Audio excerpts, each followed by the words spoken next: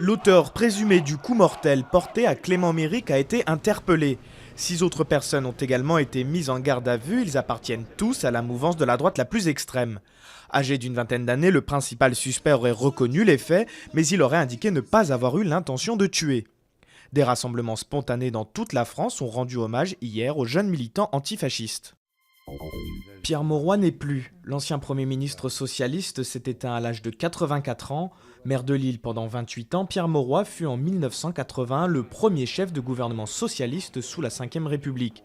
Il souffrait d'une tumeur cancéreuse au poumon, opérée en avril 2012. Très fatigué, il avait à nouveau été hospitalisé la semaine dernière. Recep Tayyip Erdogan de retour en Turquie. Achevant une tournée de 3 jours au Maghreb, le Premier ministre a atterri à Istanbul cette nuit où il a été accueilli en héros par près de 3000 personnes favorables au régime. À quelques kilomètres de là, place Taksim, plusieurs dizaines de milliers de manifestants ont continué à demander la démission du Premier ministre. Erdogan a promis qu'il resterait ferme face aux protestataires. 2 journalistes français ont disparu sur la route d'Alep en Syrie.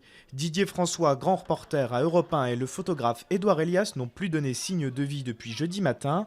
En visite au Japon, François Hollande a demandé à ce que les journalistes soient immédiatement relâchés. Joe Wilfried Tsonga aux portes de la finale de Roland-Garros. Le dernier Français en lice affronte aujourd'hui David Ferrer en demi-finale du tournoi. S'il réalise l'exploit face à l'Espagnol, il décrocherait son ticket pour la finale, sa deuxième en Grand Chelem après l'Open d'Australie en 2008.